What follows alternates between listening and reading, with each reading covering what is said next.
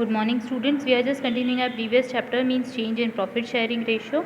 और अपन आज जो कॉन्सेप्ट पढ़ने वाले हैं बेटा वो ये गुडविल का एक एक्स्ट्रा ऑर्डिनरी कॉन्सेप्ट जिसके अंदर गुडविल विड्रॉ होती है या नहीं उससे रिलेटेड कॉन्सेप्ट पढ़ने वाले हैं। ठीक है, जैसे आपको उसका बेसिक तो पता ही है बट अपन ने प्रैक्टिकल नहीं करा था तो अपन उससे रिलेटेड ये क्वेश्चन एक प्रैक्टिकल दे रखा है। क्वेश्चन नंबर 17 अपनी बुक का, पेज नंबर 3.43। स्टार्ट करते हैं। A and B are partners in a firm sharing profit in the proportion of 2:3, 1:3।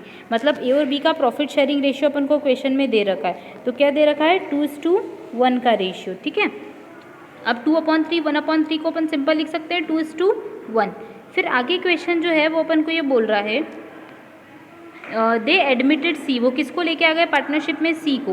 On 1 January on the term that he shall bring ₹3,000 as capital. Capital के लिए कितने रुपए लाएगा? 3,000 and पे ₹900 for 1/6 share in goodwill. अब सी जो है वो आ रहा कितने शेयर के लिए?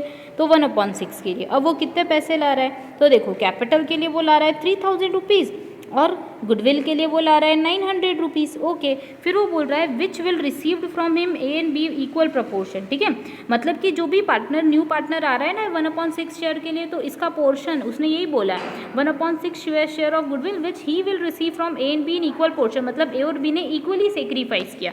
तो अपन लिख सकते हैं कि यहाँ पे सेक्रीफाइसिंग रेशियो ऑफ ए और बी क्या हो जाएगा? 1:1, क्योंकि उन्होंने इक्वल शेयर किया ना, इसलिए।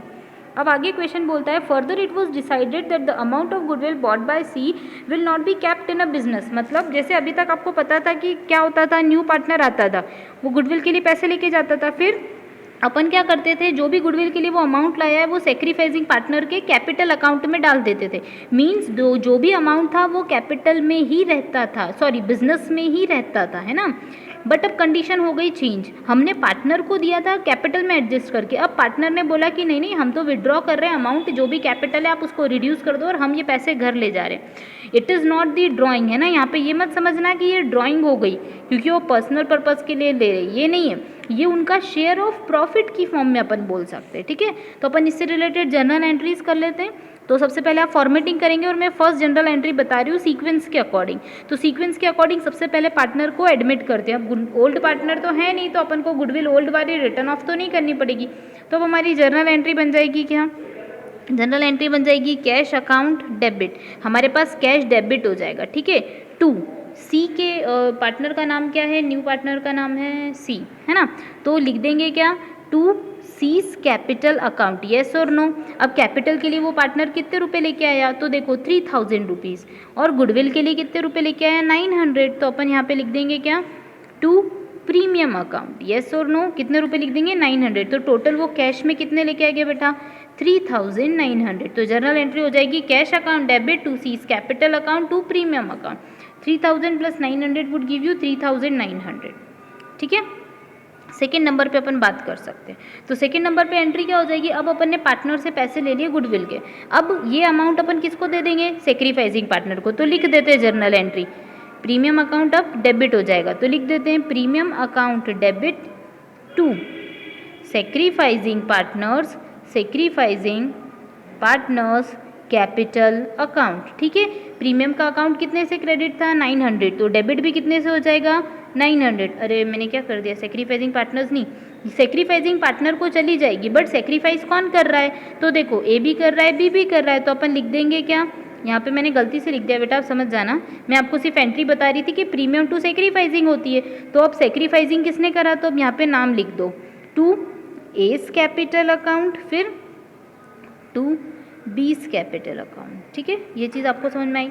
अब देखो प्रीमियम 900 का था तो दोनों को आधा आधा दे देंगे, ये चीज़ कट है ना, समझ जाना, वरना ये लिख दोगे आप लोग। ठीक है, सेक्रीफाइस ए और बी ने करा तो अब 900 का हाफ कितना होता है? 450। बी के केस में कितना होता है? 450। तो लिख दिया। फर्स्ट का नरेशन क्या हो जाएगा? Being amount of capital and premium received, फिर being amount of premium adjusted towards या फिर गिवन टू सेक्रीफाइसिंग पार्टनर। अब अगली एंट्री की बात करते हैं। तो नेक्स्ट एंट्री क्या होगा? अभी तक पैसे जो थे वो कैपिटल में ट्रांसफर्ड हो गए थे, इट मीन्स कि हमारे पैसे बिजनेस में ही थे।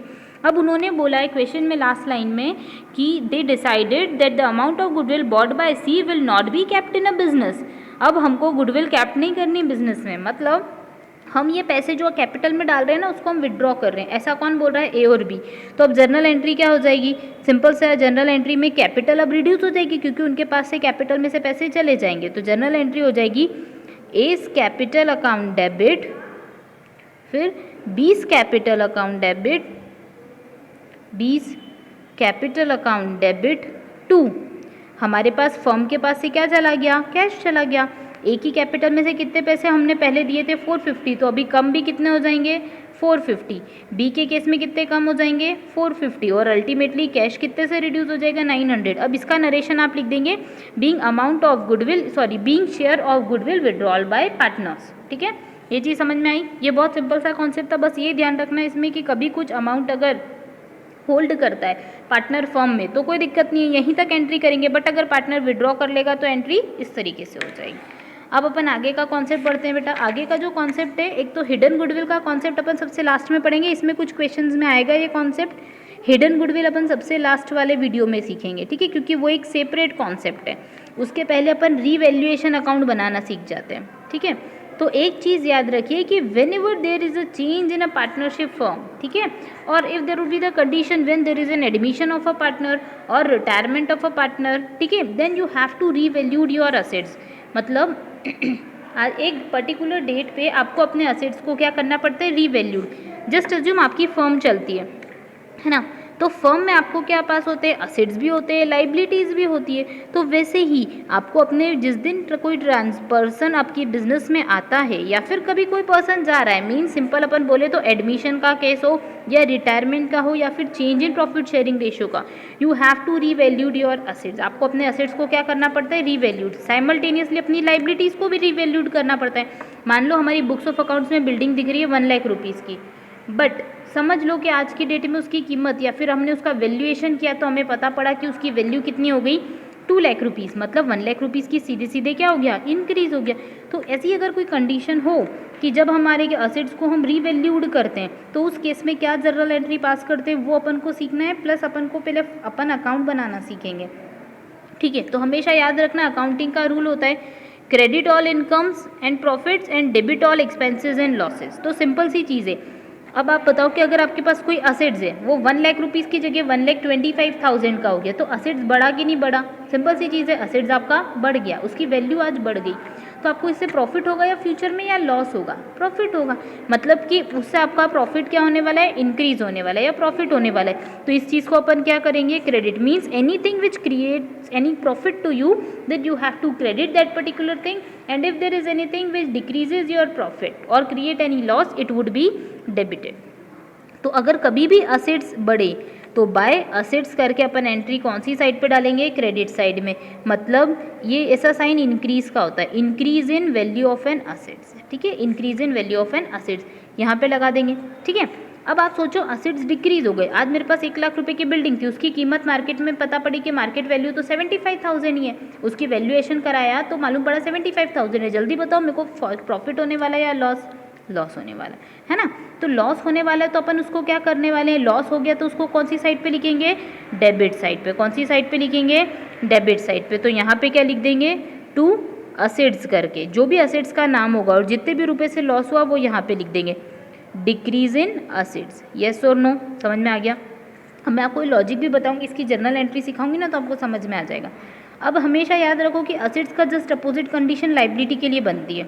मतलब अब बताओ आपके पास एक लोन था आपके पास 1 लाख रुपीज़ का, ठीक है, या फिर अपन क्रेडिटर अज्यूम कर लेते हैं, आपके पास एक क्रेडिटर थे, ठीक है, कितने रुपए के थे, 1 लाख रुपीज़ के। अब उन्होंने बोला कि चलो ठीक है आप हमको कम से कम 95,000 रुपीज़ दे देना। कितने दे देना, 95,000। 1 लाख के थे बुक में, 95,000 दिए, तो आज के वैल्यूएशन में उसकी रुपए कितने पता पड़ी, उसकी वैल्यू कितनी हो गई, 95,000। मतलब 5,000 से वो क्या हो गया, रिड्यूस हो गया। तो जल्दी बताओ लाइबिलिटी डिक्रीज हुई तो प्रॉफिट हुआ कि लॉस, प्रॉफिट हुआ, अपना ऑब्लिगेशन कम हुआ। तो इसको अपन कौन सी साइड पे लिखने वाले हैं, क्रेडिट साइड पे।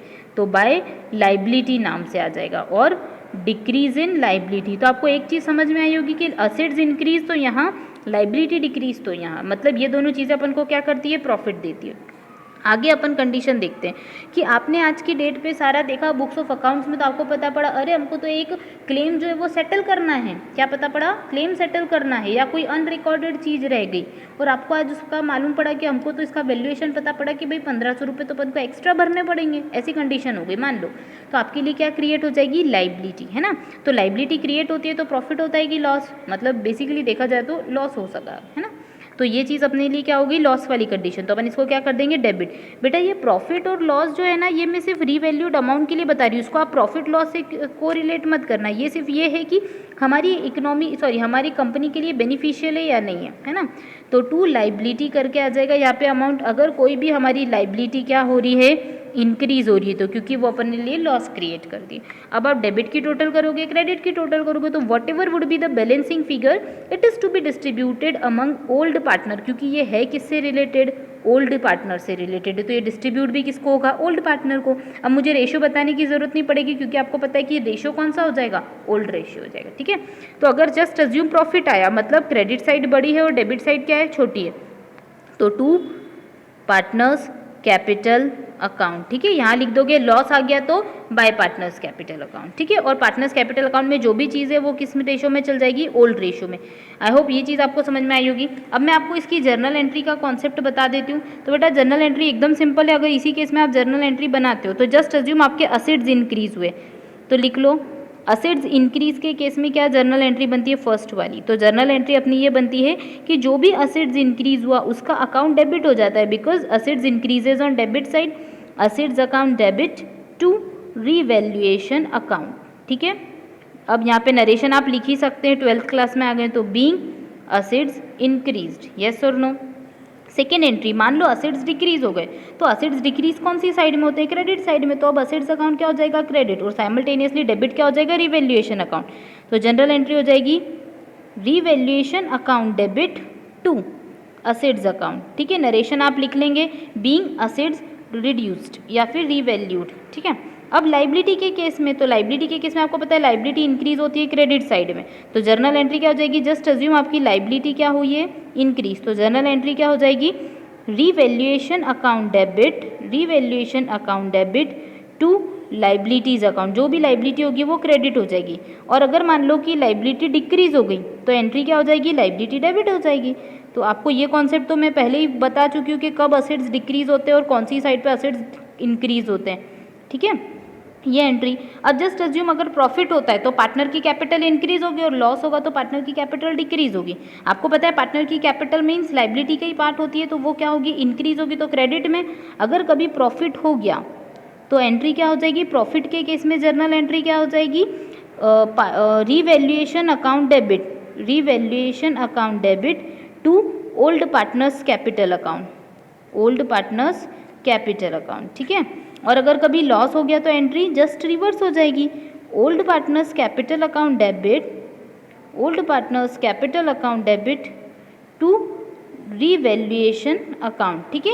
ये जर्नल एंट्री का कॉन्सेप्ट और ये लेजर का कॉन्सेप्ट, पहले लेजर सीखना फिर जर्नल बनाना, बाकी आपकी इच्छा, आप पहले जनरल भी सीख सकते हो, एक ही चीज़ है, बस ये कि कॉन्सेप्ट ध्यान रखना, ठीक है। ओके स्टूडेंट, अब इसके प्रैक्टिकल अपन नेक्स्ट वीडियो में सीखेंगे। Thank you.